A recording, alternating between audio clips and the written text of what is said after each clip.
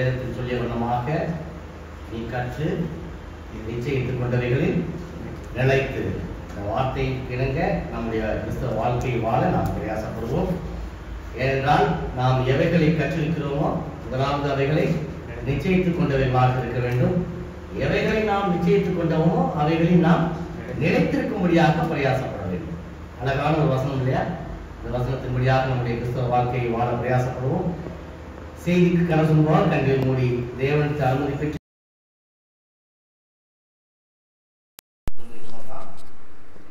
ஒவ்வொரு முறையும் முடி சமூகத்திற்கு வந்திருக்கும் பொழுது மனதிற்கு விட்டாங்க அற்புத தூசிகளும் மேல உதவாக இம்மட்டும் தகப்பனே எங்கள் மேல் ஆசீர்வாதத்தை தருவதற்காக நன்றி தகப்பனே. இதோ தகப்பனே, இந்த வாரத்தின் முதல் நாம் காலை வேளையிலே தகப்பனே உண்மை ஆவியோடு உண்மையை தொழுதும்படி எங்களை கூட்டி சேர்த்தீர். இப்படி நாமத்தை மகிமைப்படுத்தும்படியாக நாங்கள் பாடல்களை பாடினோம்.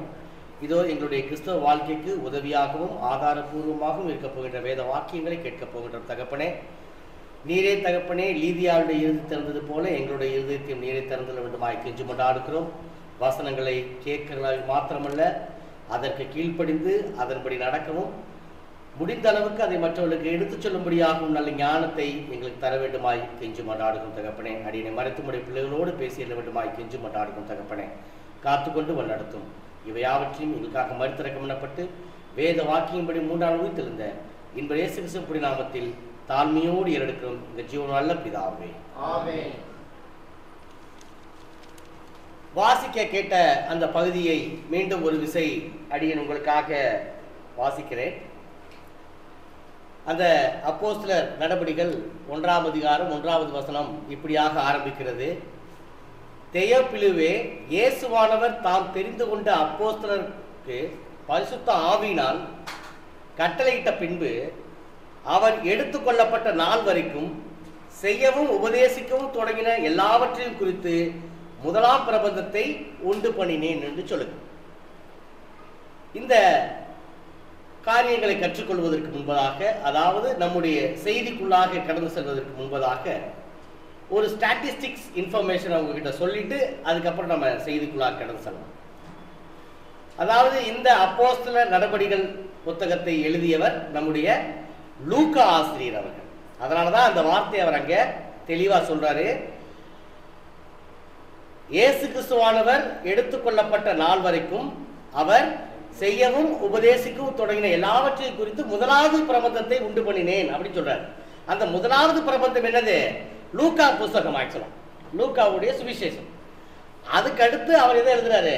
இந்த அப்போஸ்தலர் நடபடிகள் புஸ்தகத்தை அவர் எழுதுகிறார்.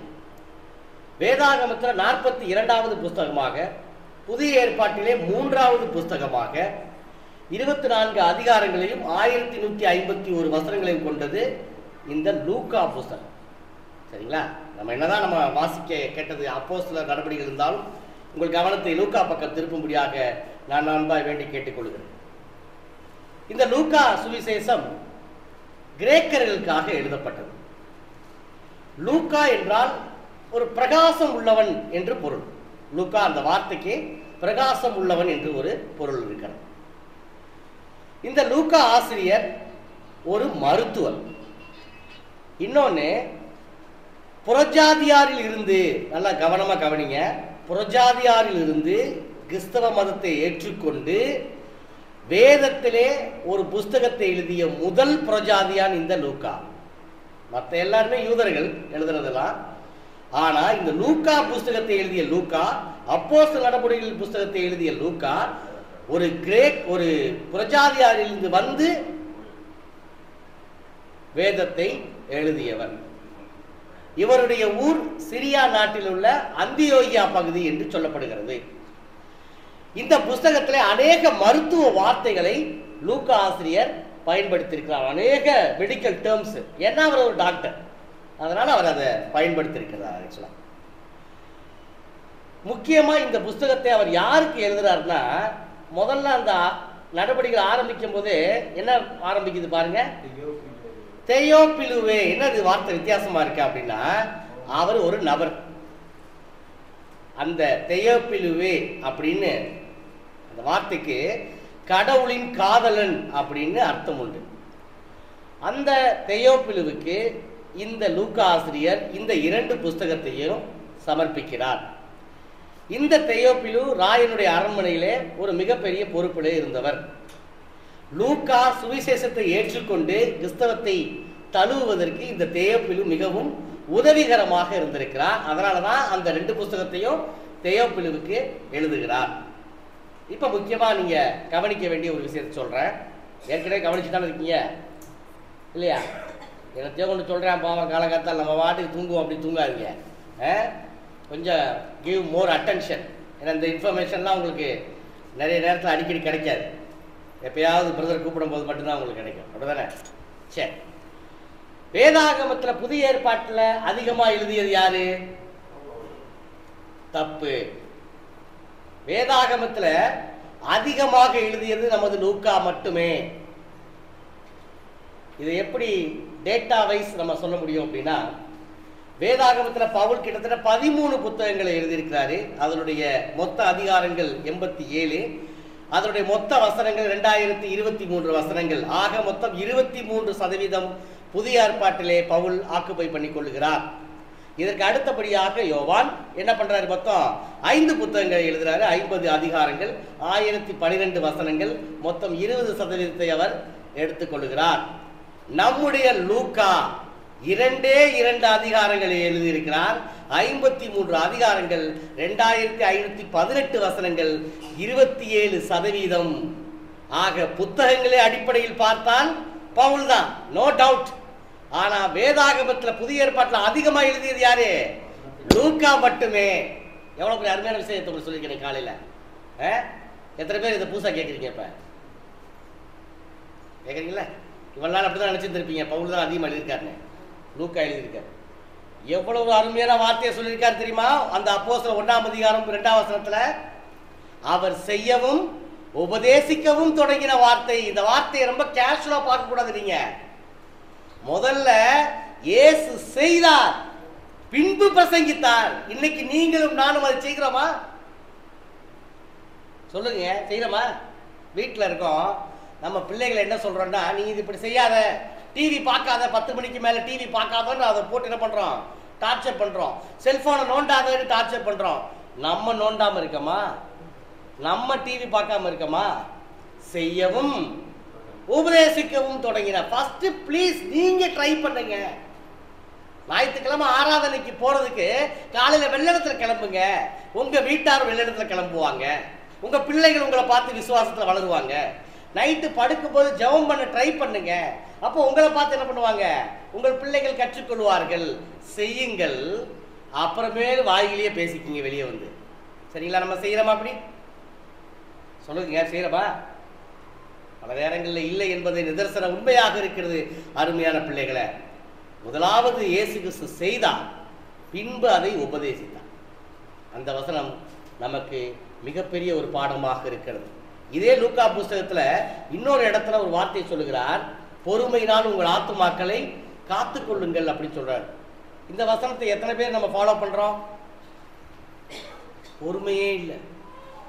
கொடூரமான முகத்தை காட்டுறோம் வீட்டில் மனைவி கிட்ட, கொடூரமான முகத்தை காட்டுறோம் பிள்ளைகள்கிட்ட, கொடூரமான முகத்தை காட்டுறோம் ஆபீஸ்ல வேலை பார்க்குறவங்கள்ட்ட. பொறுமையே கிடையாது. பொறுமையினாலே எதை காத்துக்கிறவங்களா? நீங்க ஆத்துமாக்களை காத்துக் கொள்வீர்கள்னு லூக்கா சொல்றாரு. அந்த அளவுக்குலாம் நமக்கு பொறுமை இல்லை. கொஞ்ச நேரம் கூட பாருங்களேன், செய்தி யாராவது கொடுக்கும் போது கரெக்டா அந்த 40 மினிட்ஸ் தாண்டுற உடனே என்ன பண்றோம்? நம்ம பொறுமை இழந்துடும், அப்படிதானே? சில நேரங்களில் பேசுறவங்க நல்லா பேசினா தொடர்ந்து கேட்டுக்கிட்டே இருக்கோம்.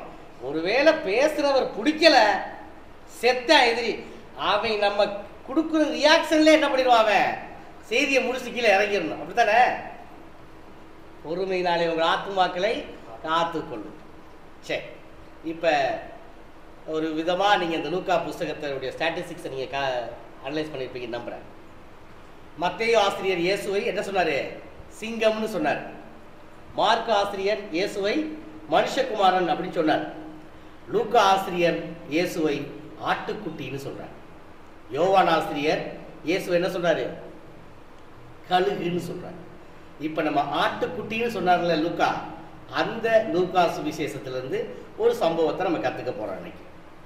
இந்த சம்பவம் எல்லா நேரங்களிலும் எல்லா சண்டே கிளாஸ்லையுமே உங்களுக்கு சொல்லி கொடுத்துருப்பாங்க.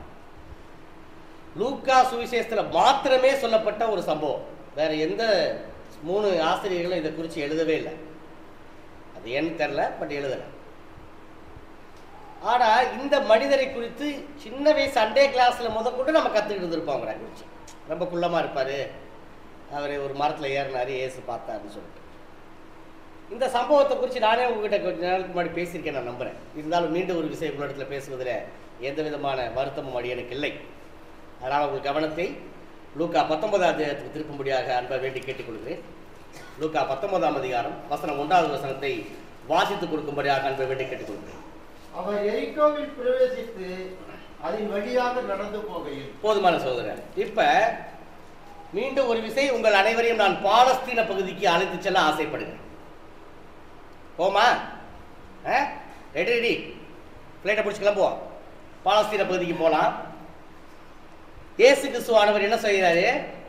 அந்த வசனத்தை மீண்டும் ஒரு விஷயம் வாசிங்க. எரிகோவில் பிரவேசித்து அதன் வழியாக நடந்து போகையில். எரிகோவில் பிரவேசித்து அதன் வழியாக நடந்து போகையில் அப்படின்னு சொல்லப்படுது. லூக்கா 18ஆம் அதிகாரத்துல பர்திமேயு என்ற குருடனானவர் சுகமடைகிறார். இயேசு கிறிஸ்துவானவர் எரிகோவின் வழியாக எங்க போறாரு? எருசலேமுக்கு போறாரு. சரிங்களா? நீங்க அப்படியே என் கூட வாங்க, அப்பதான் நம்ம அப்படியே சேர்ந்து போக முடியும். இயேசு பின்னாடி சேர்ந்து நடந்து போகலாம் நம்ம, அப்பதான் அந்த சம்பவங்களை ஈஸியா நம்ம கத்துக்க முடியும். சரிங்களா? இயேசு முன்னாடி போறாரு, நமக்கு முன்னாடி போறாரு. போயிட்டு நம்ம எல்லாம் சேர்ந்து போயிட்டு இருக்க இடத்துக்கு பேரு எரிகோ பட்டணம். இந்த எரிகோ பட்டணம் எருசலேமிலிருந்து 17 மைல் தொலைவு இருக்கக்கூடிய ஒரு பட்டணம். எரிகோன்ற ஒரு பட்டணம். இந்த பட்டணத்தை பத்தி ஒரு 2-3 ஸ்டாட்டிஸ்டிக்ஸ் இன்ஃபர்மேஷன் சொல்றேன். இந்த பட்டணத்துல இந்த ரோஜா தோட்டங்கள் இருக்கு பாருங்களேன், ரொம்ப ஃபேமஸான ஒன்று ஆக்சுவலா. சரிங்களா? அதிலிருந்து வரக்கூடிய இந்த நறுமணம் பல விதமான நோய்களை முதற்கொண்டு குணமாக்கக்கூடிய மலர்கள் அங்கே இருந்ததாக வேத ஆசிரியர்கள் சொல்றாங்க. அந்த அளவுக்கு பெயர் பெற்றது என்னது? இந்த எரிகோ பட்டணம். இந்த எரிகோ பட்டணம் ஒரு வியாபார ஸ்தலமாக இருந்திருக்கிறது அப்ப. சரிங்களா? எதுக்கு வியாபார ஸ்தலம் அப்படின்னா, இந்த எரிகோவை கடந்து கிழக்கு பகுதியில் இருக்க யோர்தான் நதிக்கரையை போய் அடைஞ்சிடலாம். இன்னொன்று, இந்த எரிகோவை கடந்து எங்க போயிடலாம்? எருசலேமுக்கு போயிடலாம். அதனாலதான் இயேசு இங்கிருந்து போயிட்டு இருக்காரு. இது வரைக்கும் எருசலேமின் முகமாய் தன்னுடைய முகத்தை திருப்பி சுவிசேஷத்தை பிரசங்கிக்கிட்டு இருந்தவர் இப்ப எருசலேமுக்கே போலான்னு தான் கிளம்பிட்டார். அப்படி கிளம்பும் போது ரொம்ப ஷார்டஸ்ட் ரூட்டு, அந்த எருசலேமு போய் சேர்றதுக்கு ஷார்டஸ்ட் ரூட்டு இந்த எரிகோவின் வழியாகத்தான் அவர் என்ன பண்ணணும்? போயா. இந்த ஏரோது இருக்கார் பாருங்க, 2வது ஏரோது, அவரும் அவருடைய மகன் அர்கிலேயும் சேர்ந்து என்ன பண்ணாங்கன்னா, இந்த எரிகோ பட்டணத்துல நிறைய மாற்றங்களை செய்தாங்க. ஒரு பெரிய அரண்மனை கட்டாங்க.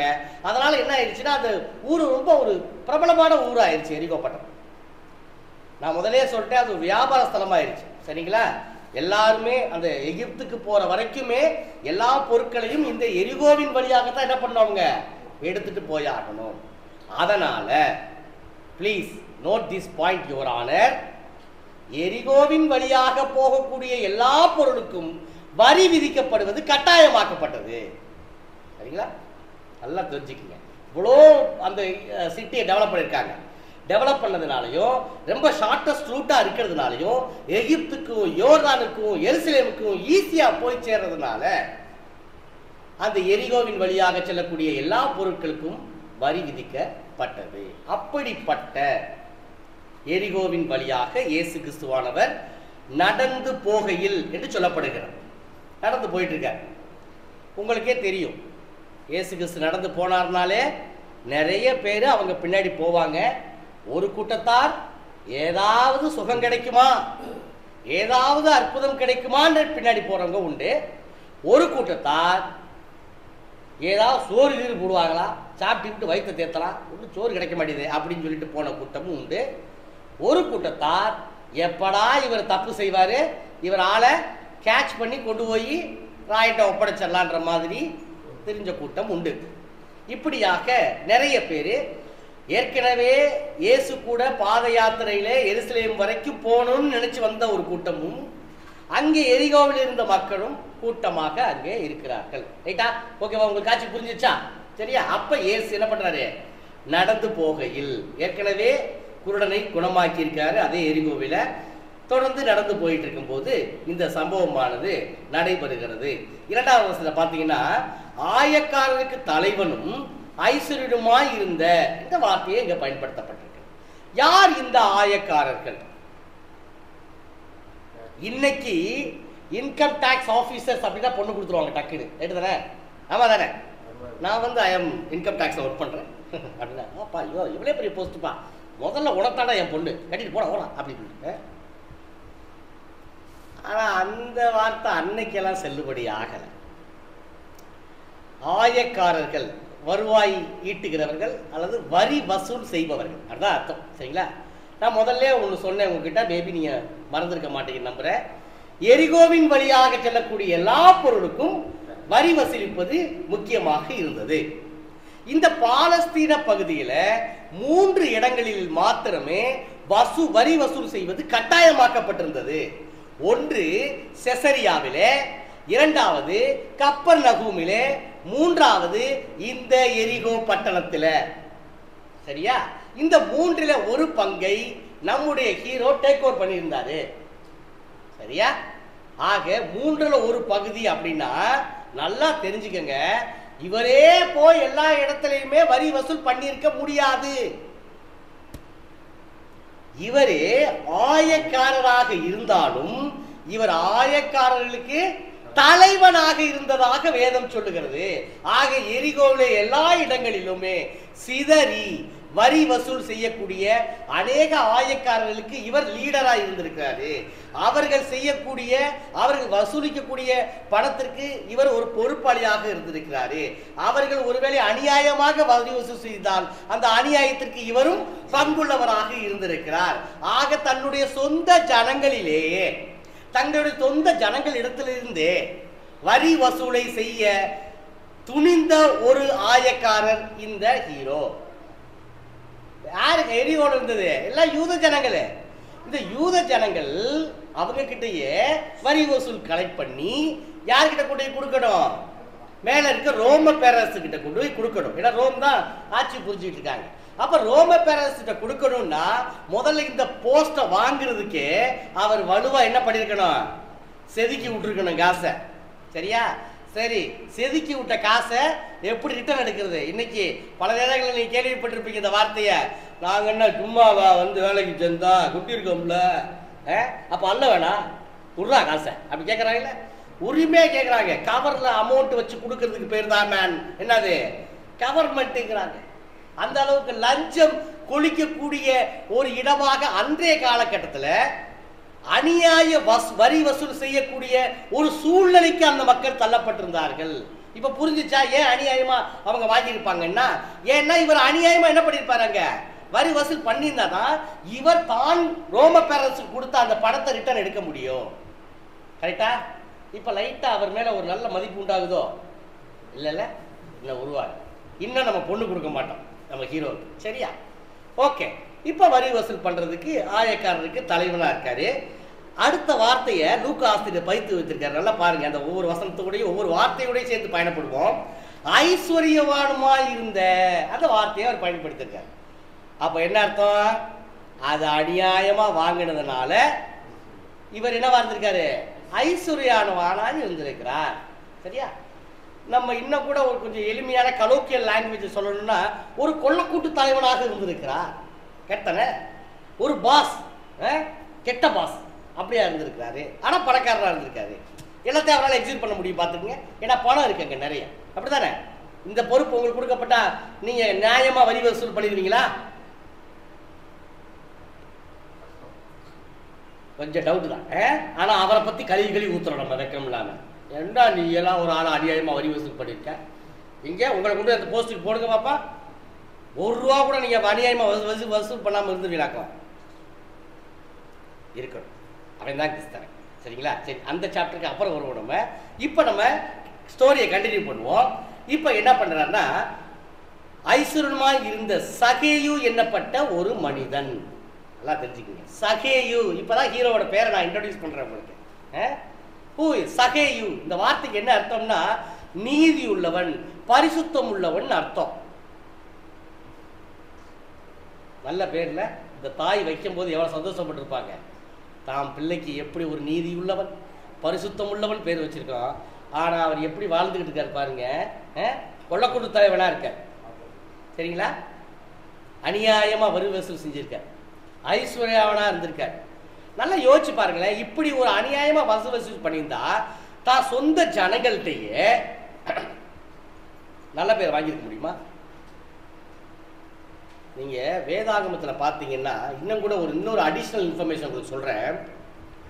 இந்த ஆயக்காரருக்கு தலைவன் அப்படின்னு சொல்லப்படுறது இல்லை. இந்த ஆயக்காரர்களை யூதர்கள் எந்த இடத்துல வச்சுருந்தாங்க தெரியுமா? அவர்கள் ஓட்டு போடவே முடியாது, சரியா? ரெண்டாவது, அவர்கள் ஜெப ஆலயத்துக்குள் நுழையவே முடியாது. மூணாவது, நீதிமன்றத்தில் சாட்சி கூட சொல்ல முடியாது. அப்படி வச்சிருந்தாங்க யூதர்கள் இந்த ஆயக்காரர்களை. வேதம் கூட இன்னும் ஒரு 2 இடத்துல இந்த ஆயக்காரர்களை குறித்து என்ன சொல்லுதுன்னு உங்களுக்கு கவனத்தை மத்தேயு 9ஆம் அதிகாரத்திற்கு கவனத்தை திருப்பிக் கொள்ளுங்கள். உங்களுக்கு மத்தேயு 9ஆம் அதிகாரம் 10ஆம் வசனத்தை வாசிச்சு பாருங்க. கொஞ்சம் விரைவா வாசிங்க. அவர் வீட்டிலே போஜன பந்தி இருக்கையில் அநேக ஆயக்காரரும் பாவிகளும் வந்து இயேசுவோடும் அவர் சீஷரோடும் கூட பந்தி இருந்தார். நல்லா பாருங்க, இந்த ஆயக்காரர் யாரு கூட சேர்ந்து சொல்றாரு? என்னங்க இது? எங்க வரி வசூல் செய்யணும் அவ்வளவு கெட்டவனா? இன்னைக்கு மட்டும் பொண்ணு கொடுக்குறீங்க அவங்களுக்கு, அன்னைக்கு மட்டும் ஆயக்காரனா அவள் கெட்டவளா? ஆயக்காரரும் பாவிகளும் வந்து போஜனை பண்ணாங்கன்னு பாவிகளோட இணைத்து சொல்றாங்க. சரி, பாவிகளோட இணைத்து சொன்னாலும் மட்டும் பரவாயில்ல. மத்தேயு 18ஆம் அதிகாரம் வசனம் 17வது வசனத்தை திருப்பி வாசிச்சு பாருங்க. மத்தேயு 18:17. அவர்களும் அவன் செவி கொள்ளாமல் போனால் அதை சபைக்கு தெரியப்படுத்து. மத்தேயு 18ஆம் அதிகாரம் 17வது வசனம் கேட்டா. அவர்களுக்கும் அவன் செவி கொடாமல் போனால் அதை சபைக்கு தெரியப்படுத்து. சபைக்கும் செவி கொடாதிருப்பானால் அவன் உனக்கு அஞ்ஞானியை போலவும் ஆயக்காரனை போலவும் இருப்பான். இப்ப யாரு கூட சேர்க்கிறாரு? ஆயக்காரரை அஞ்ஞானிகள் கூட சேர்க்கிறாரு. நல்லா ஃபாலோ பண்ணிட்டு வாங்க. நீங்க முதல்ல யாரு கூட சேர்த்தாங்க? பாவிகளோட.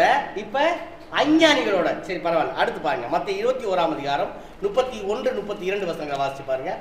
இவ்விருவரில் எவன் தகப்பனுடைய சித்தத்தின்படி செய்தவன் என்று கேட்டார். அதற்கு அவர்கள் மூத்தவன் தான் என்றார்கள். அப்பொழுது இயேசு அவர்களை நோக்கி, ஆயக்காரரும் வேசிகளும் உங்களுக்கு முன்னே தேவனுடைய ராஜ்யத்தில் பிரவேசிக்கிறார்கள் என்று மெய்யாகவே உங்களுக்கு சொல்லுகிறேன். இங்க யாரு கூட சேர்க்கிறார் பாருங்க? ஆயக்காரரை. So sad. வேசிகளோட கூட சேர்க்க. இன்னொரு வசனம் இருக்கு, வாட்சி பாருங்க. அதையும் வாட்சிடுவோம். லூக்கா 18ஆம் அதிகாரம் வசனம் 11வது வசனம்.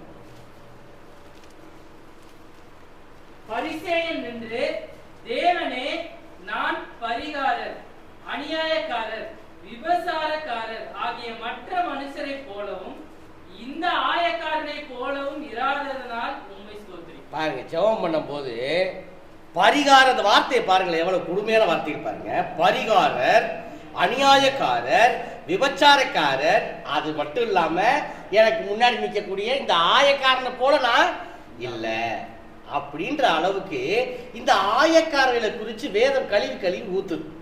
ஏன்னா அவர்கள் அப்படிப்பட்ட ஒரு அநியாயத்தை அந்த காலத்துல அவங்க செஞ்சுட்டு வந்தாங்க.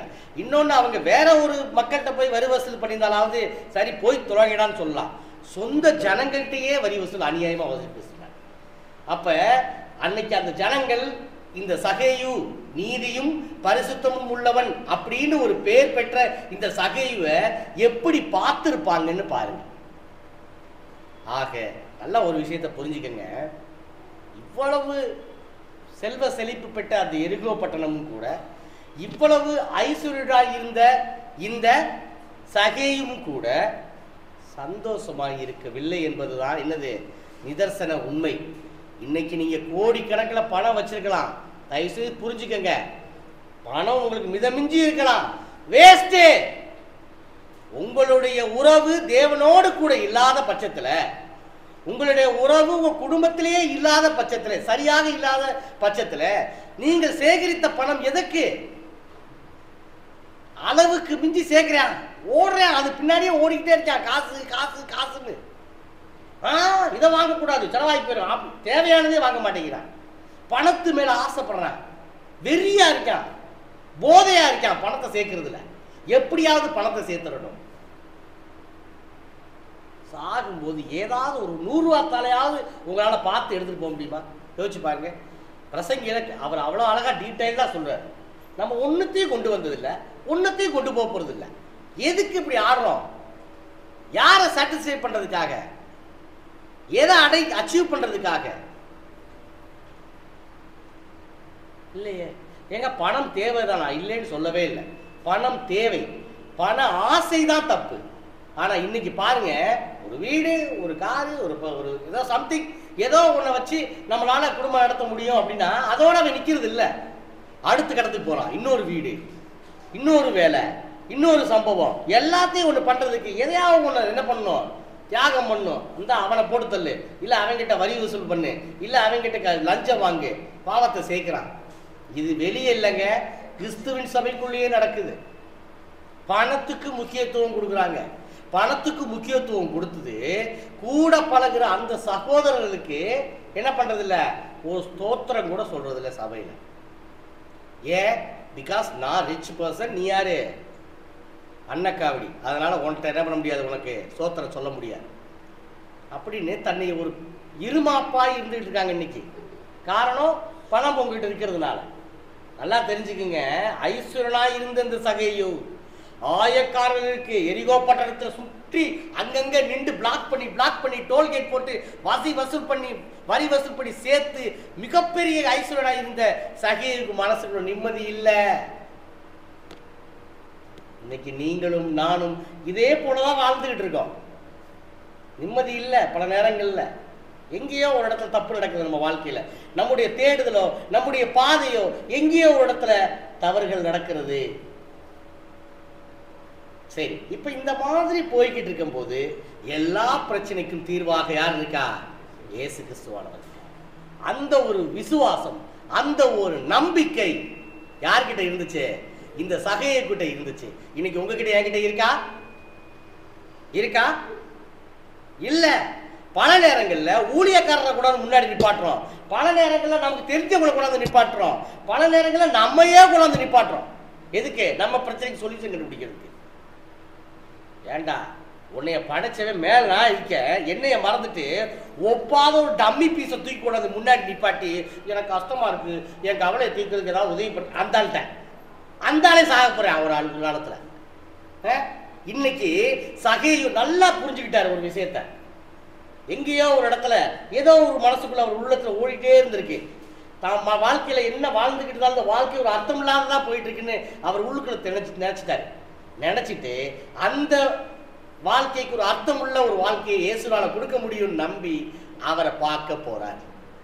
இன்னைக்கு நீங்களும் நானும் பல நேரங்கள்ல வாழ்க்கையிலையோ உலக வாழ்க்கையிலையோ ஆவிக்குரிய வாழ்க்கையிலையோ ஏதாவது ஒரு இடத்துல சறுக்கல் நடக்கும் பொழுது தேவனை நோக்கி போறோமா, மனுஷன் நோக்கி போறோமா? சிந்தித்து செயல்படும். மனுஷன் எம்மாத்திரம்ன்ற வார்த்தையை தேவன் கேட்கிறார். ஏன்னா அவனுடைய இருதயம் நித்தமும் எப்படி இருக்கான்? பொல்லாததா இருக்கிறதுன்னு சொல்றான். அவனால என்னத்தைங்க ஒன்று பண்ண முடியும்? யோசிச்சு பாருங்க, ஒண்ணுமே பண்ண முடியாது. ஆனா அந்த வாய் இருக்கு பாருங்க, வாய், நாக்கு, இதை வச்சுட்டு என்ன பேசுற, உன்னால அதெல்லாம் செய்ய முடியும், நீ வாடா பார்த்துக்கிற மாப்பிள்ள, எதையும் எந்திப்போம்டா அப்படின்னு சொல்லிட்டு ஒண்ணுமே இல்லாத விஷயத்த கூட பெருசாக்கி அவனை தேவையில்லாம பிரச்சனைகளை மாட்டி விட்டு விசுவாச வாழ்க்கையிலிருந்தே பின்னோக்கி போற அளவுக்கு யார் பண்ணிடுறா? இந்த மனுஷ பதர்கள் பண்ணிடுது. அதனால தயவு செய்து யாரை நம்பாதீங்க, மனுஷனை நம்பாதீர்கள். எரேமியால ரொம்ப அழகா ஒரு வார்த்தை சொல்றாரு. எரேமியா 17:5 என்ன சொல்றாரு? எரேமியா எங்கிட்ட இருக்கு? அநேகமா புதிய ஏற்பாட்டு கடைசி புத்தகமா இருக்குமோ? உங்க கவனத்தை எரேமியா புத்தகத்தை திருப்பிக்க.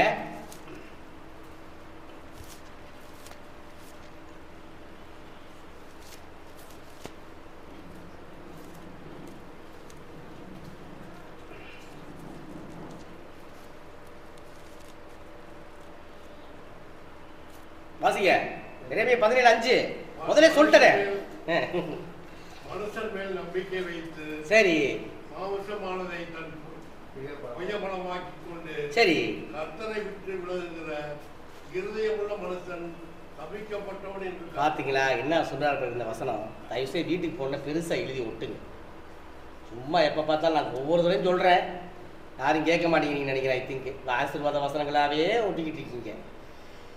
அதாவது மனுஷன் மேல் நம்பிக்கை வைத்து மாம்சமானதை தன் புயபலமாக்கி கொண்ட மனுஷன் சபிக்கப்பட்டான், கர்த்தரை விட்டு விலகி போயிடுவாங்க. அப்படிப்பட்ட மனுஷன் நம்ம வாழ்ந்துட்டு இருக்க பார்த்தீங்கன்னா இன்னைக்கு பல நேரங்களில் ஒன்றுக்குமே உதவாத மனுஷன் மேலே போய் நம்பிக்கை வைக்கிறோம். அவனுக்கு என்ன சொல்றாரு பாருங்க அடுத்த வசனத்துல, அவன் அந்தரவேலியில் கரளையாய் போன செடியை போல் இருந்து. இது நீங்க எங்க பார்த்திருக்கீங்க அந்த இடத்த? நீங்க எங்க ஊர் பக்கம்லாம் இருக்கு, மதுரை பக்கம்லாம். அதாவது இந்த கட்டாந்தரை இந்த இது சொல்லுவாங்க, ஆக்சுவலா அந்த சரளக்கல் நிறைய இருக்கும் அந்த இடத்துல. எந்த செடியும் அவ்வளவா ஒன்றும் வளரவே வளராது, என்னதான் போட்டாலும் வளரவே வளராது. ஏன்னா அடியில் தோண்ட தோண்ட என்ன இருக்கும், இந்த சரளை கற்கள் வந்துகிட்டே இருக்கும். ஆக்சுவலா அதுக்குன்னு ஒரு சில இடம் இருக்குது, அதுக்காக ஃபுல்லா அப்படி இல்லை, ஒரு இடங்கள் அப்படி இருக்கு. இப்படி சரளைக்கல்லா இருந்து நன்மை வருகிறதை காணாமல், மழை பெஞ்சாலும் வேஸ்ட்டு, அதை அப்படியே வலிஞ்சிட்டு ஓடி மேலே போய் கல்லு தானே இருக்கு, கீழே வலிஞ்சிட்டு போயிடும். அப்படியே நன்மை வருகிறதை காணாமல் குடியில்லாத உவர் நிலத்தில் தங்குவான். பாருங்க, குடியில்லாத உவர் நிலத்தை தங்கி என்னங்க யூஸ் ஆகும்? குடிச்சாலும் தண்ணி வேஸ்ட், உவர்ப்பா இருக்குமே, அவன் தங்கி வேஸ்ட், அந்த வாழ்க்கையே வேஸ்ட். ஆனா அடுத்த கேட்டகரி பாருங்க, 7ஆம் வசனத்துல கர்த்தர் மேல் நம்பிக்கை வைத்து, அண்டர்லைன் பண்ணிக்கங்க இந்த வார்த்தையை, கர்த்தர் மேல் நம்பிக்கை வைத்து கர்த்தரை தன் நம்பிக்கையாய் கொண்டிருக்கிற மனுஷன். அவர் மேல நம்பிக்கையை வச்சுட்டு நீங்க தான் என் நம்பிக்கைன்னு அவர் இருக்க கட்டி பிடிச்சிக்கிறான் பார்த்தீங்களா, அவன் தான் யாராமா? பாக்கியவன். முதல்ல சொல்லப்பட்டவன் சபிக்கப்பட்டவன், மேல மனுஷன் மேல் நம்பிக்கை வச்சவன். கீழே கர்த்தர் மேல் நம்பிக்கை வைத்து கர்த்தரை தன் நம்பிக்கையாய் கொண்டிருக்கிற மனுஷன் பாக்கியவான். அவனுக்கு ஆசீர்வாதங்களை பாருங்க, அடாடா சூப்பர் ஆசீர்வாதம். இப்படி ஒரு ஆசீர்வாதம் நமக்கு கிடைச்சுன்னா அந்த வாழ்க்கை எவ்வளவு ஒரு பிரைட்ஃபுல்லா இருக்கு பாருங்க. அவன் தண்ணீர் அண்டையிலே நாட்டப்பட்டதும், நல்ல ஒரு வாய்க்கால் தண்ணி ஓடிட்டு இருக்கு, கொஞ்சம் உங்க மனக்கண்ணை திறந்து விட்டு பாருங்களேன், தண்ணி ஓடிக்கிட்டு இருக்கு, பார்க்க முடியுதா உங்களால? சரி, ஓடுது, தண்ணி ஓடுது, கால்வாய் ஓரத்துல வேர்களை விடுகிறதும்.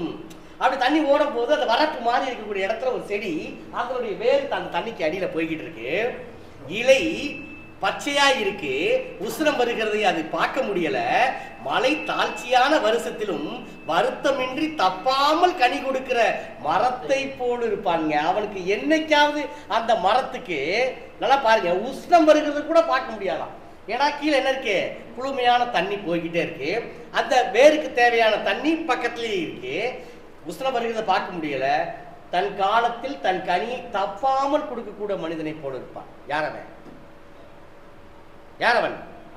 கர்த்தர் மேல் நம்பிக்கை கொண்டிருந்தவன் மனுஷன், கர்த்தரையே தன் நம்பிக்கையாய் கொண்டிருக்கிற மனுஷன். இன்னைக்கு நீங்களும் நானும் அப்படி இருக்கிறோமா? தயவு செய்து வீட்டுக்கு போய் கண்ணாடி முன்னாடி இந்த கேள்வியை கேட்டிருக்கேன் இன்னைக்கு, தயவு செய்து ப்ளீஸ். நான் உண்மையாகவே எரேமியா 17ஆம் அதிகாரம் 7வது வசனத்தின்படியாக கர்த்தர் மேல் நம்பிக்கை கொண்டிருக்கக்கூடிய மனிதனாக இருக்கிறேனா, இல்ல சும்மா ஒரு டுபாக்கூர் வாழ்க்கையை வாழ்ந்துகிட்டு இருக்கேனா? வசனம் ரொம்ப தெளிவாக தான் இருக்கு. ஆனா கிறிஸ்தவர்கள் தான் சரியில்லைன்னு சொல்லி ஒரு மிகப்பெரிய ஒரு ஞானி சொன்னதை நான் கேள்விப்பட்டிருக்கேன். வசனம் கேட்டா இருக்கு, அதை ஃபாலோ பண்ற கிறிஸ்தவர்கள் சரியில்லை. எல்லாம் தெரியுது அவனுக்கு, கர்த்தர் மேல் நம்பிக்கை வைக்கணும்னு தெரியுது, ஆனா இருந்தாலும் அடுத்த செகண்ட் யார் மேல நம்பிக்கை வைக்கிறான்? மனுஷன் மேல கொண்டு போய் நம்பிக்கை இருக்கு, வேஸ்ட். ஆனா இந்த இடத்துல மீண்டும் நம்ம சம்பவத்துக்கு வாங்க. லூக்கா 19ஆம் அதிகாரத்துல இந்த சம்பவத்துல நம்ம சகேயு மனுஷன் மேல நம்பிக்கை வைக்காம என்ன பண்ணிட்டாருன்னா, மூணாவது வசனத்தை வாசி பாருங்க, இயேசு எப்படிப்பட்டவரோ என்று அவரை பார்க்க வகை தேடினான். அண்டர்லைன் பண்ணிக்க அந்த வார்த்தையை, வகை தேடுதல் அப்படின்னா வேதாகமத்துல இந்த வார்த்தை எங்கெல்லாம் சொல்லப்பட்டிருக்கோ அங்கெல்லாம் பாசிட்டிவ் எனர்ஜி மட்டும்தான் சொல்லப்பட்டிருக்கு, நெகட்டிவான விஷயங்கள் இல்ல. வகை தேடுதல். இன்னைக்கு நீங்களும் நானும் கர்த்தர் மேல் நம்பிக்கை கொண்டு கர்த்தரவே தன் நம்பிக்கையாக கொண்டிருக்கிற அளவுக்கு அவரை தேடக்கூடிய பிள்ளைகளாக இருக்க வேண்டும். மேல பிள்ளை அவர் எப்படி தேடுறது?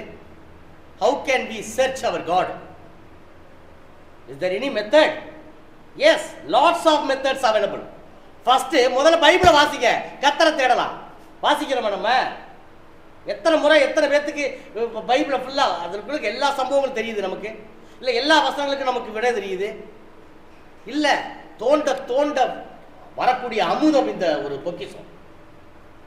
இதை ஒரு வசனத்தை இன்னைக்கு நீங்க படிக்கும்போது ஒரு பொருள் கொடுக்கும், இதே வசனத்தை நாளைக்கு படிக்கும்போது இன்னொரு பொருள் கொடுக்கும். You must love the Bible. ஆராதனைக்கு வரும்போது பைபிளையும் எடுத்துட்டு வரதில்லை நம்ம. ஏன்? மற்றவனை பார்த்தா நம்மளை குறைவாக நினச்சிருவானோ? பைபிளை தூக்குறது அவ்வளோ வெக்கமாக இருக்கான். எங்க பைபிளை திறந்து படிக்க வேணாங்க. ஆராதனைக்கு வரும்போது பைபிளை கூட வாங்க எட்டு வரக்கூடாது. என்ன கொடுக்குறோம்? இந்த இன்னைக்கு நிறைய கிறிஸ்தவர்கள் செய்யக்கூடிய மிகப்பெரிய தப்பு இதுதான். வேதத்தை நாம் நேசிக்க வேண்டுமானால், தேவனை நாம் தேட வேண்டுமானால், இந்த பைபிள் எப்பயுமே நம்ம கூட இருக்கணும். வேதத்தை எல்லா விஷயத்தையும் இந்த வேதத்தோடு பொருத்தி பார்க்கணும். வேதம் என்ன சொல்லுது? ஏதாவது ஒரு டவுட் உங்களுக்கு எழுத மனசுக்குள்ள, இந்த இடத்துக்கு வேதம் என்ன பதில் சொல்லுது? பல இடங்களில் பார்த்துருக்கீங்களா? ஏசு எங்க பிறந்தாரு? ஏசு எங்க பிறந்தாரு? சுத்தம். ஏசு எங்க பிறந்தாரு? பெத்லகேம்ல பிறந்தாரு. சரிங்களா? நீங்க பாட்டுக்கு பெரிய பட்டணத்துல பிறந்தாருன்னு சொல்லுவாங்க. ஏசு எங்க பிறந்தாரு? பெத்லகேம்ல பிறந்தாரு. ஏசோட அப்பா அம்மா பேர் என்ன? மரியாளும் ஜோசப். சரிங்களா? ஆக இதுக்கெல்லாம் எங்க வேதம் என்ன சொல்லுது? பதில் சொல்லுது. எங்க சொல்லுது? சுவிசேஷ புத்தகத்துல. ஏசு என்னைக்கு பிறந்தாரு? எந்த தேதியில பிறந்தாரு? வேதம் பதில் சொல்லல. வேதம் எங்கே அமைதியாய் இருக்கிறதோ அங்கே நாமும் அமைதியாய் இருக்க வேண்டும். நம்முடைய சொந்த அறிவை அங்கே புகுத்தக்கூடாது. டிசம்பர் 25 பிறந்திருப்பாருன்னு நினைக்கிறோம்டா அப்படின்ட்டு உடனே ஒரு கிறிஸ்துமஸ், உடனே ஒரு பண்டிகை, உடனே ஒரு புது ட்ரெஸ், உடனே கறிச்சோறு, கடை, கஷ்டம், சாக வேண்டியதுதான்.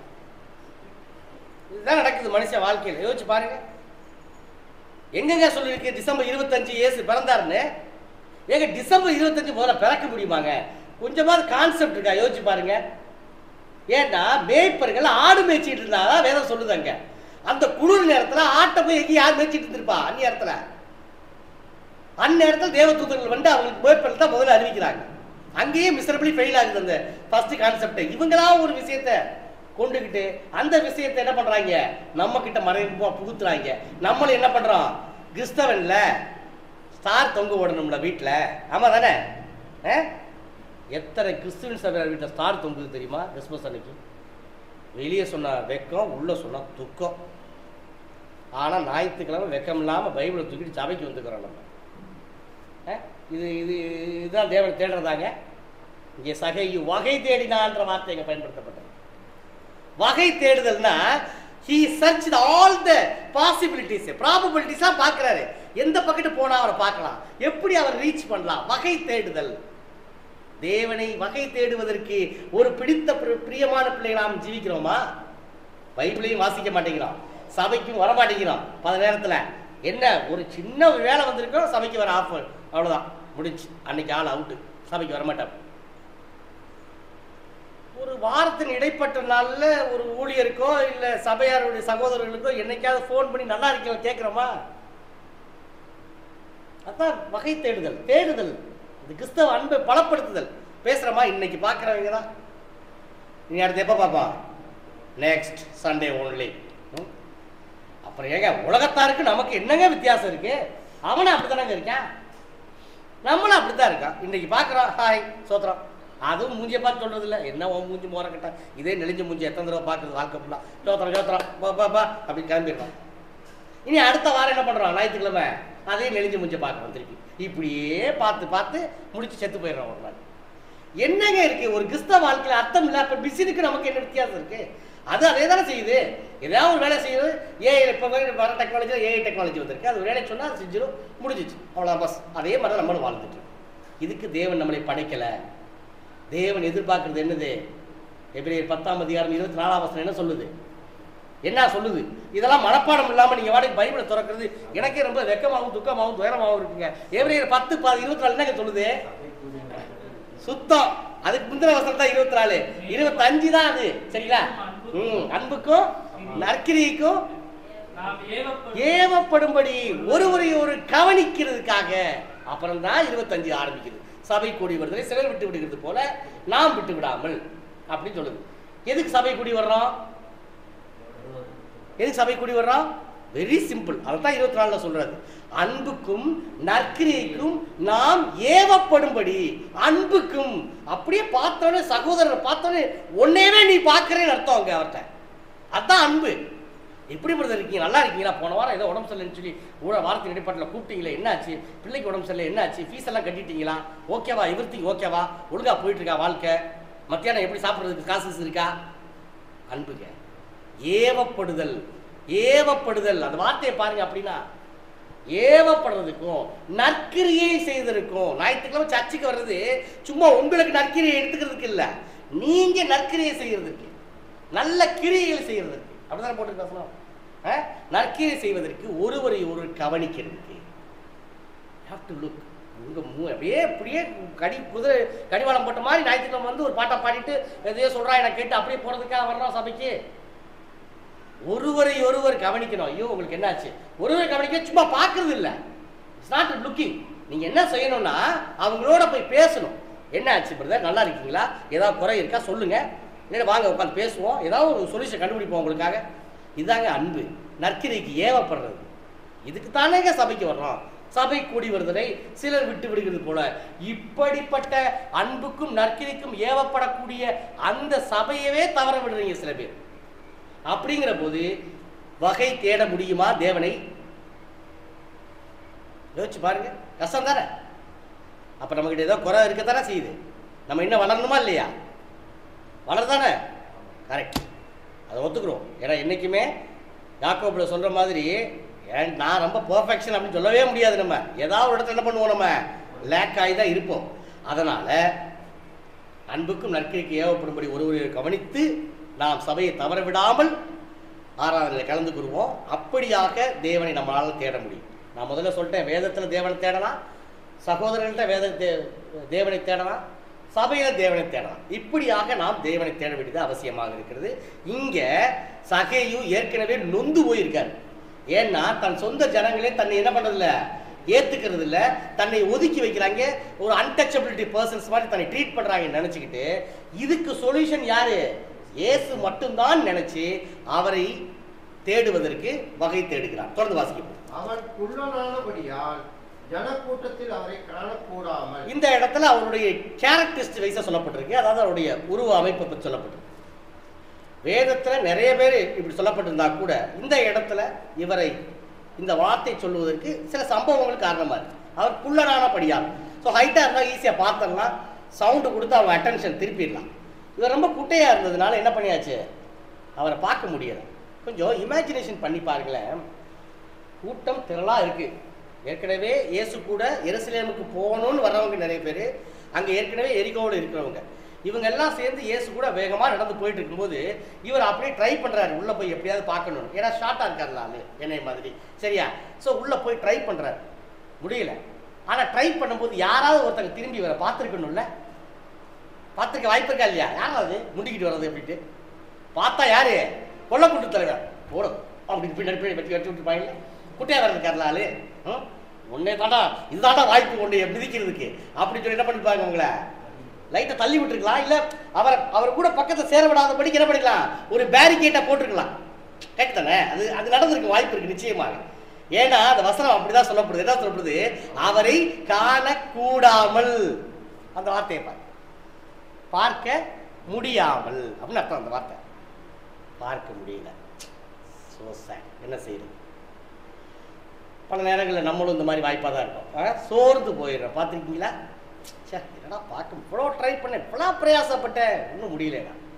கலாத்தியரில் ஒரு வார்த்தை சொல்லப்படுது. என்ன சொல்லப்படுது? 6ஆம் அதிகாரத்தில், நீங்கள் நன்மை செய்கிறதுல சோர்ந்து போகாமல் இருங்கள் அப்படின்னு சொல்லப்படுது. சோர்ந்து போகாமல் இருந்தால் ஏற்ற காலத்தில் அறுப்பீர்கள்னு வசனத்தை சொல்லுது. பல நேரங்களில் நமக்குள்ள ஏற்படக்கூடிய சோர்வு நம்முடைய விசுவாச வாழ்க்கையை பின்தங்கக்கூடிய விஷயமாக கொண்டு போயிடுச்சு.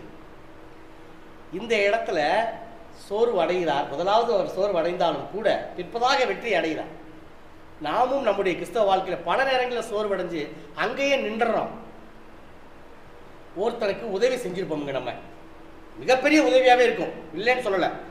நீங்கள் உங்களால் முடிஞ்ச அளவுக்கு இல்லை, அதுக்கு மேலேயும் சில ட்ரை பண்ணி பண்ணியிருப்பீங்க, உதவி பண்ணியிருப்பீங்க. திருப்பி அதே உதவியை அவன் எதிர்பார்த்து திருப்பி வருவான் நம்மக்கிட்ட. திருப்பி இன்னொரு தடவை வருவான். திருப்பி இன்னொரு தடவை வரும்போது ஆட்டோமேட்டிக்காக உங்களுக்கு என்ன வரும், சோர்வு வரும். ஏன்னா இப்போ தான் செஞ்ச உதவியை திருப்பி திருப்பி செய்கிறான்ட்டாங்க. ஆனால் சோர்ந்து போகாதீங்க, செஞ்சுக்கிட்டே இருங்கிறதா வேதம் சொல்லுது நமக்கு. அது பணமாக இருந்தாலும் சரி, ஆவிக்குரிய இதில் தான் சரி செய்து கொண்டே இருக்க வேண்டும். முதலாவது நீ வெளியே இருக்கவனுக்கு செய்யறதை விட்டுட்டு யாருக்கு செய்யா? முதலாவது சபைக்குள்ள இருக்க மக்களுக்கு உதவி செய்யுங்கடான்றாங்க. செய்யறமா? கண்ணீர் விட்டு கதறிக்கிட்டு இருக்கேன், எனக்கு ஒரு ஆல்டோ கார் வாங்கி கொடுங்கன்னு. யாரா வாங்கி தரீங்களா? வாங்கி தர படிக்கிறீங்க அப்படித்தானே? ஐயோ சும்மா ஜோக்கு சொன்னேன். அதாவது என்னன்னா, ஒரு சபையாருடைய தேவையை உணர்ந்து நீங்க தயவு செய்யுங்க. அதுல சோர்வு வந்தாலும் கூட சோர்ந்து போகாதீங்க. நீங்க தளர்ந்து போகாதிருந்தால் ஏற்ற காலத்திலே நிச்சயமாக அனுப்பீர்கள். தேவன் உங்களுக்கு பதில் செய்வார். இந்த இடத்துல சகேயுக்கு நிச்சயமாக சோர்வு ஏற்படுத்திருக்கும். ஏன்னா அவ்வளோ பெரிய கூட்டத்தில் போய் அவரை போய் முட்டி பார்க்க முடியுதுங்கிறது டவுட். ஏற்கனவே அந்த ஊரோடைய அமைப்பை நான் உங்களுக்கு சொல்லியிருந்தாலும் கூட, அந்த ஊரில் ஒவ்வொரு சில தெருக்கல்ல, அதாவது எரிகோ பட்டணத்தில் ஒரு சில தெருக்கல்ல ஒரு காட்டத்தி மரம் அப்படின்னு ஒரு மரம் இருந்தது. இந்த மரம் கிட்டத்தட்ட 30 முதல் 40 அடி வளரக்கூடிய ஒரு மரமாக இருந்தது. அந்த மரத்துடைய கிளைகள் பார்த்தீங்கன்னா தரையை தொடுற அளவுக்கு அது இருக்கக்கூடிய ஒரு கிளையாக இருந்தது. பல நேரங்களில் அந்த வழியாக போகக்கூடிய மக்கள் அந்த நிழல்ல இளைப்பாரி செல்றது வழக்கம். அப்படிப்பட்ட ஒரு மரம் இப்போ நம்முடைய ஹீரோ கண்ணில் மாட்டுது. இந்த காட்டத்தி மரத்தினால வேற எந்த பயனும் கிடையாது. ஆனால் இந்த காட்டத்தி மரம் நிழலை மாத்திரம் தரக்கூடிய ஒரு மரமாக இருக்கிறது. அது மல்பரி இலையை போன்ற ஒரு இலையை ஒத்த ஒரு அத்தி மரம் அப்படி சொல்றாங்க ஆக்சுவலாக. ஆனால் அதில் அந்த அளவுக்கு அத்திப்பழம்லாம் வராது. வந்தாலும் அது வந்து நார்மல் அத்திப்பழத்தை விட டேஸ்ட் கொஞ்சம் குறைவா இருக்குன்னு சொல்றாங்க. பட் மேக்சிமம் அந்த ஊர் மக்கள் அந்த மரத்தை பயன்படுத்தினது அதுக்கு அடியில் இருக்கக்கூடிய நிழலுக்காக மாத்திரமே. ஏன்னா அப்படி நிழல்ல இருந்துட்டு போவாங்க, நல்ல நிழல் கொடுக்கக்கூடிய மரம். இப்ப சோர்வு அடைந்த அந்த சகைவின் கண்களுக்கு எங்கிட்ட திரும்பும் போது யாரோ அந்த மரத்து மேல உட்கார்ந்து இருக்கிறது நிச்சயமாக பார்த்திருக்கலாம். ஏன்னா ஒரு ஐடியா ஸ்ட்ரைக் ஆகணும்ல. ஏன்னா ஜென்ரலாக ஒரு ஐடியா ஸ்ட்ரைக் ஆக வாய்ப்பு இருக்கணும். யாராவது ஒரு இன்ஸ்பிரேஷன் இருந்தாலும் ஐடியா ஸ்ட்ரைக் ஆகும். சின்ன பசங்க கூட யாராவது ஏறி உட்காந்துருக்கலாம், ஏறி கூட அந்த கிளையை ஆட்டிக்கிட்டு விளையாண்டுருக்கலாம். இதெல்லாம் ஒரு அசம்ஷன் தான். மேபி அது நடந்துக்கலாம், நடக்காமல் போயிருக்கலாம். பட் இருந்தாலும் அவருடைய முயற்சி அவர் என்ன பண்ணல, கைவிடலை. சரி, எப்படியாவது இயேசுவை பார்த்துடணும். அப்போ டாப் ஆங்கிள் இருந்து பார்த்தா தான் அவரை பார்க்க முடியும்னு முடிவு பண்ணிட்டார். மேலே போனால் தான் அவர் என்ன பண்ண முடியும், பார்க்க முடியும். நல்லா தெரிஞ்சுக்கங்க, சகேயுவுக்கு இயேசுவை பார்க்கணும், அவ்வளோதான். வேற எதுவும் அவர்கிட்ட டிஸ்கஸ் பண்ணவோ அவர்கிட்ட கலந்து உரையாடவோ இல்லை அவர் மூலமா சத்தியத்தை தெரிஞ்சுக்கிறதுக்கோ இப்போதைக்கு சகைவுக்கு நேரமும் இல்லை, அது அவர்களுடைய மனசை தோன்றவும் இல்லை. இப்போதைக்கு அவருடைய ஆம்பிஷன் இயேசுவை பார்த்தோம். தொடர்ந்து வாசிங்க சொல்றேன்.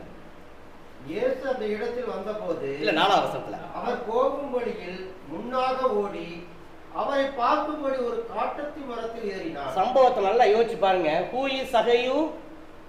ஒரு ஆயக்காரருக்கு தலைவன். நல்லா தெரிஞ்சுக்குங்க. இன்னைக்கு ஒண்ணுமே இல்லாத சில போஸ்ட்ல இருக்கவங்க எல்லாம் ஒரு காரு வெள்ளை வெட்டி வெள்ளை சட்டையை சுத்திட்டு போட்டு அந்த பந்தாவா திரியுது. நம்ம பண்ணால பாக்குறோம்ல, அந்த போஸ்டால ஒரு யூஸும் இல்லை. ஆனா இருந்தாலும் அப்படி திரியுதாங்க.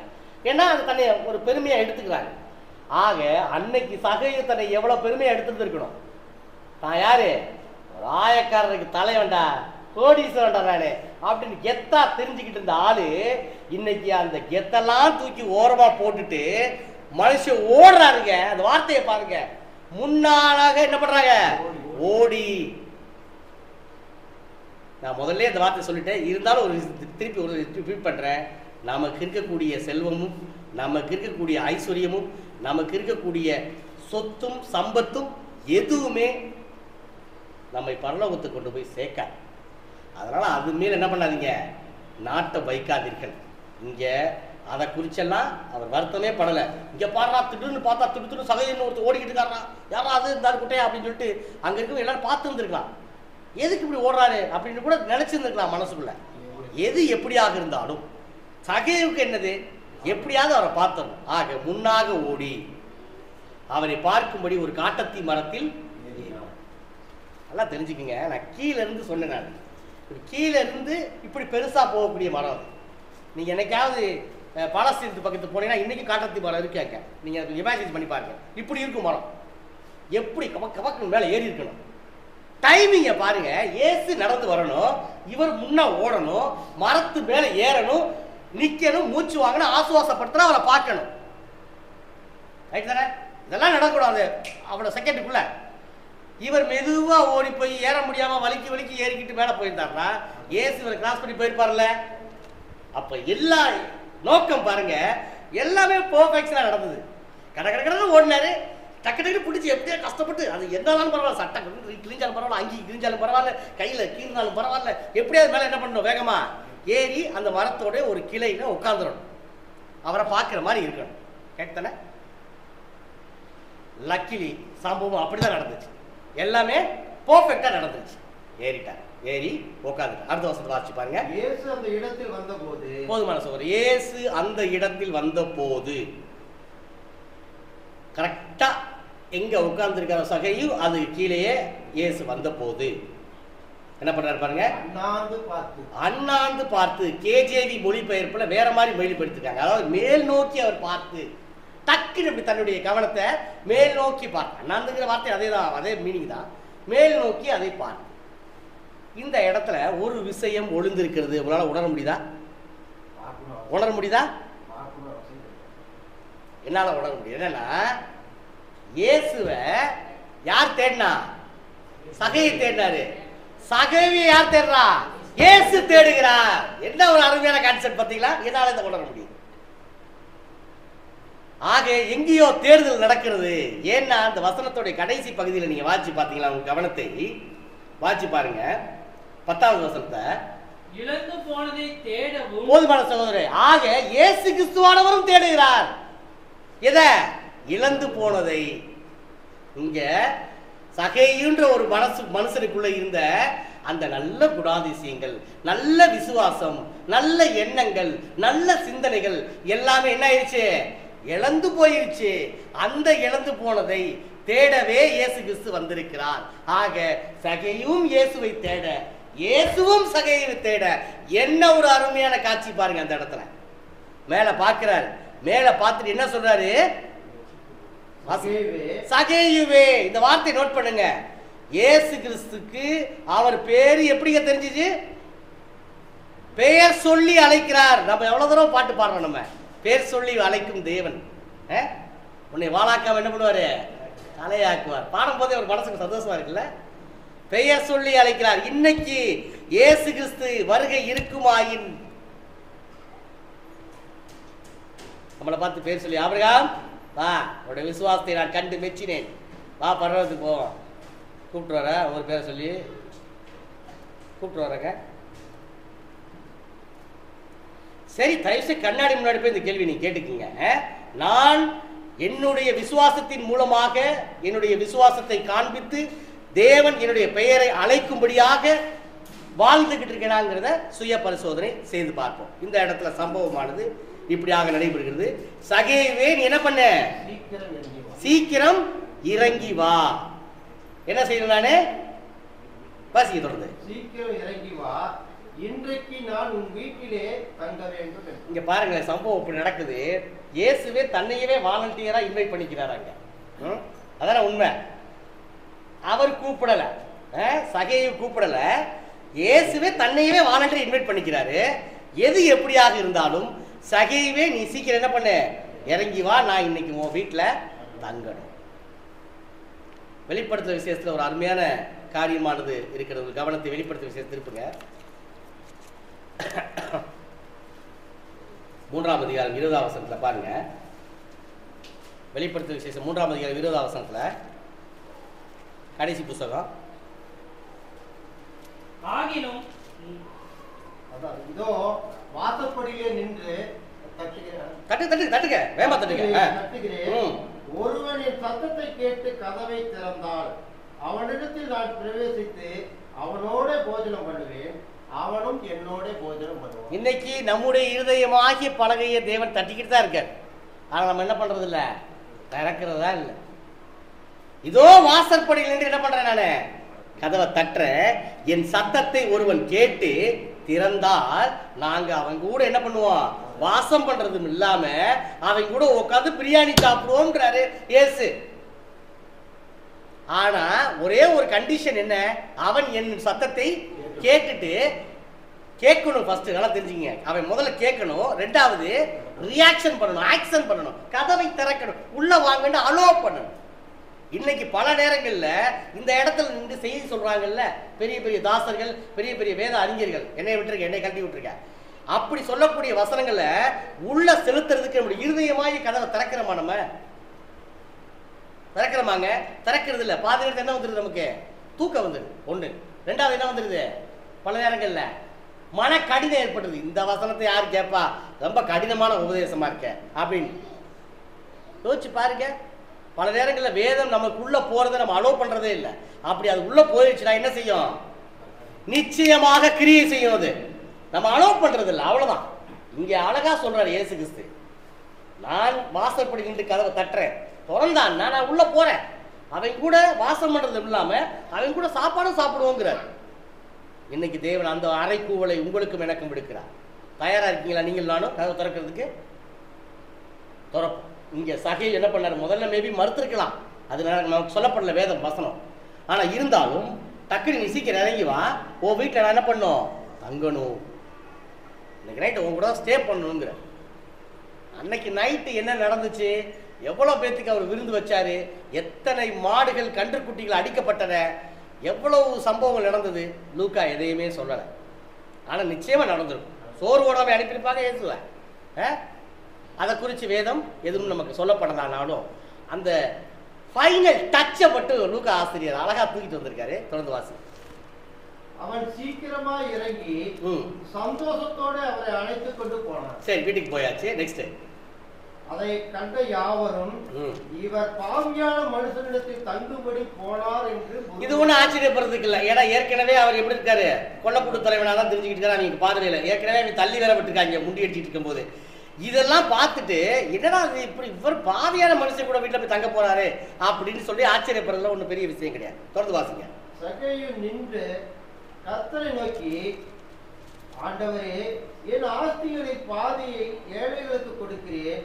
நான் ஒருவனிடத்தில் எதையாகிலும் அநியாயமாய் வாங்கினது உண்டானால் நாளத்தனையாக திருப்பி செலுத்துவேன் என்றார். போதுமான சோறு. இப்ப பாருங்களேன், சம்பவமானது பல எல்லாத்தையும் மறைக்கப்பட்டுருச்சு. அவர் போனாரு, எவ்வளவு நேரம் தங்கினார்னு வேதம் சொல்லலை, என்னென்ன சாப்பிட்டாங்கன்னு சொல்லலை, எத்தனை பேத்துக்கு அவர் விருந்து கொடுத்தாருன்னா சொல்லலை, எல்லாம் முடிஞ்சிருச்சு. ஆனா இருந்தாலும் அங்க இருந்தவங்களுடைய அட்டென்ஷனை ஃபுல்லா கவனிக்கும்படியாக நல்லா கொஞ்சம் ஆச்சு பாருங்க. சகேயு நின்று, எல்லாரும் அட்டென்ஷன் கவனிங்க, பாத்துக்கங்க பாத்துக்கங்க கவனிங்க அப்படின்ற மாதிரி என்ன பண்றாரு? சகேயு எந்திரிச்சு நின்று அவங்க அட்டென்ஷன் எல்லாம் வாங்கிக்கிட்டு இந்த வார்த்தையை சொல்றாரு. என்னது? கர்த்தரை நோக்கி, ஆண்டவரே பாருங்க, ஆண்டவரே நான் என்ன சொல்றேன்னு பாருங்க. ஒருவங்கிட்ட நான் ஏதாவது அநியாயமா வாங்கினது உண்டானால் நியாயப்பிரமாணம் என்ன சொல்லுது? ஒரு திருடன பணத்தை திருப்பி கொடுக்கணும்னா நியாயப்பிரமாணம் என்ன சொல்லுது?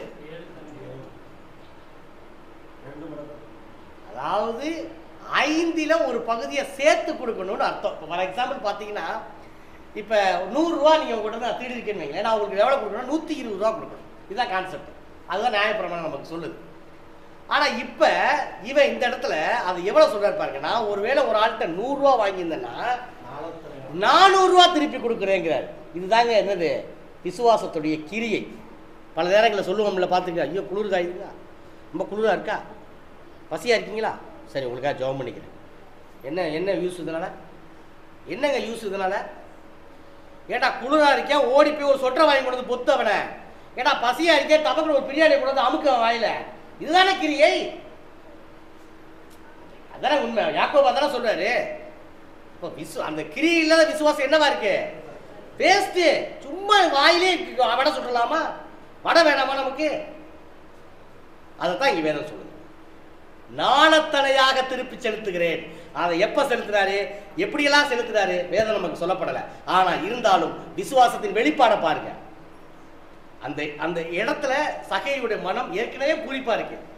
தான் பார்க்கணும்னு ஆசைப்பட்ட ஆளு என் கூட உட்கார்ந்துருக்காரு. யோசிச்சு பாருங்க. அப்படி இருக்கும்போது, சுச்சுவேஷன் இருக்கும்போது, இதுக்கப்புறமும் நான் என்னுடைய குற்றத்தை உணரலைன்னா நான் ஒரு மனுஷனே இல்லடான்றத சகையை உணர்ந்தான். இன்னைக்கு உங்களுக்கும் எனக்கு அந்த வாய்ப்பு கொடுக்கப்பட்டிருக்கு. நேற்று செத்து போனவங்க எத்தனையோ பேர் இருக்காங்க நம்ம கூட, ஆமா தானே? ஆனா இன்னைக்கு தேவன் நம்மளை என்ன பண்ணிருக்காரு? உயிரோட உட்கார வச்சிருக்காருன்னா ஃபர்ஸ்ட் நீங்க என்ன பண்ணுங்க? குற்றத்தை உணருங்கள். அதுல இருந்து என்ன பண்ணுங்க? மனம் திரும்புங்கள். இருதயத்தை பிளவுபடுத்துறதுன்னு அர்த்தம். மனம் திரும்புதல்னா திரும்புறமா? நம்ம மனம் திரும்புதமா? முதல்ல நமக்கு மனம் திரும்புதல்ன்றது என்னன்னு தெரியுமா? ஃபர்ஸ்ட் ஒரு காரியத்திலிருந்து, பழைய பாவத்திலிருந்து, பாவ வாழ்க்கையிலிருந்து நம்முடைய இருதயத்தை அப்படியே திருப்பதுக்கு தான் மனம் திரும்பும். ஆனா எல்லாம் பண்ணி ஞானஸ்நானம் எடுத்துட்டோம். ஆனா இன்னமும் பல நேரங்களில் மன கடினத்தோட வாழ்ந்துட்டு இருக்கோம். மனம் திரும்புதல் முழுமையா நம்ம கிட்ட நடைபெறல. அப்படியே முதல்ல உற்சாகமா கிளம்பின ஆளு, முதல்ல பலூன் ஊதும்போது பார்த்துருக்கீங்க, அந்த பலூன் எவ்வளோ அழகா புஷ்ஷுன்னு எந்திரிக்கணும்னு, அப்படியே தூக்கி வீட்டுக்குள்ள வச்சிருங்களேன், என்ன ஆகும் தெரியுமா? மெல்ல மெல்ல பலூனு அப்படியே இருக்கு. ஈவன் நீங்க இருக்க கட்டினா கூட இறங்கிடும் காத்து. கட்டண இப்படிதான் போய்கிருக்கு நம்ம விசுவாசம். போலாமா? அப்படி போகக்கூடாது. பூரண சர்க்குணராய் இருக்க கடவீர்கள். அப்படி இருந்தா மாத்திரம்தான் என்ன பண்ணுவேன், உங்களுக்கு பரலோகத்தை கொடுப்பேன்னு வேதம் சொல்லு. பூரண சர்க்குணர். 98 மார்க் வாங்கிட்டேன் நானு, அதனால தயவு செய்து பரலோகத்தோட கதவை திறந்துருங்க. No. when you achieve 100%, then only I will open the door of kingdom of heaven தேவன் சொல்றார். அப்புறம் திறக்கவே மாட்டேன். ஏங்க இப்பெல்லாம் கஷ்டப்பட்டிருக்கேன், 98 வந்துட்டேன், 99 கூட வந்துட்டேன். ஊரா இருந்தா மட்டும்தான் உனக்கு கதவு தரும். ஏன்னா நான் பரிசுத்தர், ஆகையால் நீங்களும் பரிசுத்தராய் இருங்கள், உங்கள் நடக்கைகள் எல்லாவற்றிலையும் இருக்கவா. அப்புறம் எங்க பெர்ஃபெக்ஷன் இருக்கும்? 100% எப்போ அச்சீவ் பண்ண முடியுமா? தயவுசெய்து தெரிஞ்சுக்குங்க. அதாவது நீதிமானே ரட்சிக்கப்படுவது அப்பதான் என்ன அர்த்தம்? ரொம்ப ரேருங்கிறாரு. அப்ப அந்த ஃபில்டர் எப்படி இருக்கும் பாருங்க. நீங்க இந்த ஐபிஎஸ் எக்ஸாம்லாம் எழுதி பார்த்தீங்கன்னா அந்த ஃபில்டர், அந்த அப்ளிகேஷனை டிவைட் பண்ணிட்டு முதல்ல அவங்கள ப்ரிலிமினரி எக்ஸாம் கூப்பிடுறது, அதுவே ஒரு பெரிய ஃபில்டர் நடக்கும். அதுக்கப்புறம் அந்த கொஸ்டின் டஃபாக இருக்கும். அதில் அவன் தேடி வர்றதுக்கு ரெண்டாவது என்னது, மெயின் எக்ஸாம். சரி, மெயின் எக்ஸாம்ல பாஸ் பண்ண அந்த ஃபில்டர் போய்கிட்டு கடைசி என்னது, ஃபைனல் இன்டர்வியூ, அதுலேயும் கழட்டி விட்டுட்டு ஒரு ஐஏஎஸ் ஆஃபீஸ் எடுக்கிறதுக்கு எவ்வளோ ஃபில்டர் பண்ணுறாங்களோ, உலகத்தார் எவ்வளோ பண்ணாலும் தேவன் அதை விட 100 மடங்கு ஃபில்டர் பண்ணுவார். அப்படித்தானே? 100 மடங்கு, 1000 மடங்கு, எவ்வளோ வேணா வச்சுக்கோங்க. அவ்வளோ பர்ஃபெக்டா இருந்தாதான். ஐயோ அவசரப்பட்டு வார்த்தை விட்டனே, என் பொண்டாட்டி என்ன பண்ணிட்டேன், முட்டாளே திட்டனே, நரகம் கன்ஃபார்ம்டு. பர்ஃபெக்ஷன் இல்லையே. ஆமா தானே? என்கிட்ட காசு இருந்துச்சு நிறைய, நான் உதவி செய்யல. ஐயோ எனக்கு மனசு தோணுச்சுங்க, ஆனா உதவி செய்யணும்னு நினைச்சேங்க, செய்யாம விட்டேங்க, பாப்பா நரகத்துக்கு அப்படின்ற ஆண்டவர். யோசிச்சு பாருங்க. என் சகோதரனை பார்த்தேன் சபையில, அவன் கூட பேசணும்னு தோணுச்சு, ஆனா அன்னைக்கு அவன் அப்படி பண்ணிட்டான், அதனால அவனுக்கு சோத்திரம் சொல்லாம போயிட்டேன், ஆண்டவர் வா நரகத்துக்கு. என் சகோதரனை பார்த்து முட்டாளே மூடனேன்னு சொல்லிட்டேன், எங்க வருவேன் நீங்க, எரி நரகத்துக்கு வருவேன்னு வேதமே சொல்லு. தன் சகோதரனை பார்த்து மூடனே சொல்லுகிறவன் எரி நரகத்துக்கு பங்குள்ளவனாயிருப்பான். அப்ப பெர்ஃபெக்ஷன் வேணுமா வேணாமா? எனக்கு இந்த உலகத்தின் மேல ஆசை, ஐபோன் வாங்கணும், கேடிஎம் பைக் வாங்கணும், சரிங்களா? இது மேலதான் இருக்கு ஆசை. நல்ல சாரி வாங்கணும், அதுவும் எப்படி பட்டு சேரி 10,000 ரூபாய்க்கு மேலதான் வாங்கணும். இதெல்லாம் என்னது, ஒரு விக்கிரக ஆராதனை தான் எனக்கு தெரிஞ்சு, பொருளாசையான விக்கிரக ஆராதனை தான் வார்த்தையுமே சொல்லுது. அப்போ பெர்ஃபெக்ஷன் இல்லை, 100% பெர்ஃபெக்ஷன் இல்லை. இந்த இடத்துல சகையை எந்திரிச்சு நின்று அந்த வார்த்தையை அவர் சொல்றதுக்கு என்ன ரீசன்னா, முழுமையான மனம் திரும்புதல் அந்த வீட்டுக்குள்ள நடந்துச்சு. வீட்டுக்கு வாசப்படியில் வெளியில முறுமுறுப்பு நடந்தது, வீட்டுக்கு உள்ள முழுமையான மனம் திரும்புதல் நடந்து கொண்டிருந்தது. நாடத்தனையாக நான் திருப்பி செலுத்துகிறேன்.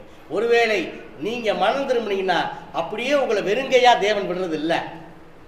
என்ன சொல்றாரு இயேசு? வாசிச்சு பாருங்க அடுத்த வசனத்தை நோக்கி.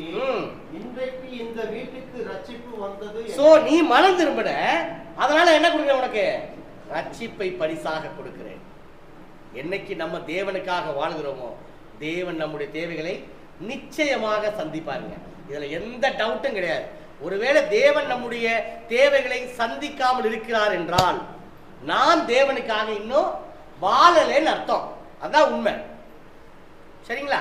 சோ இந்த இடத்துல இயேசு இந்த வீட்டுக்கு ரட்சிப்பு வந்தது, இவனும் ஆபிரகாமின் குமாரனா இருக்கிறானே. முதல்ல இவங்க சொல்லிட்டாங்க, யாரு இவங்க? நீதிமன்றத்துக்குள்ள போக முடியாது, இவங்க சாட்சி சொல்ல முடியாது, ஜெபாலயத்துக்குள்ள உள்ள போக முடியாது, இவங்க ஆபிரகாமின் குமாரனே கிடையாது, அப்படிதான் யூதர்கள் சொல்லிட்டாங்க. யாரை பார்த்து? இந்த ஆயக்காரர்களை பார்த்து. இயேசுவே சொல்றாரு, ஏன்னா அவன் மனசுக்குள்ள இருக்கிறத இயேசு பார்க்கிறார். உண்மையான மனம் திரும்புதலை இயேசு உற்று நோக்குகிறார். இன்னைக்கு உங்க மனசுக்குள்ளேயும் என் மனசுக்குள்ளேயும் என்ன நினைக்கிறோங்கிறதே யார் அறிவா? நம்முடைய ஆண்டவர் அறிவார்.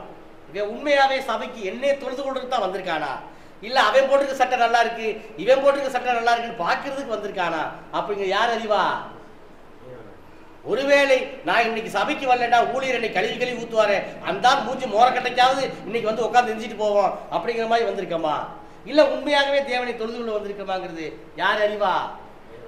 அதனாலதான் இயேசு அவரை பெயர் சொல்லி அழைக்கிறார். சகைவே, நீ சீக்கிரம் கீழே இறங்கி வா, நான் இன்னைக்கு உன் கூட உன் வீட்டுல தங்கணும். அந்த வீட்டுக்கு மிகப்பெரிய ரட்சிப்பு வந்துச்சு. எவ்வளவு அருமையான சம்பவம் பாருங்க. இன்னைக்கு காலையில் தேவன் நம்ம கற்றுக் கொடுத்துருக்காரு. ரொம்ப அடிக்கடி இதை கடந்து போற சம்பவம் தான்.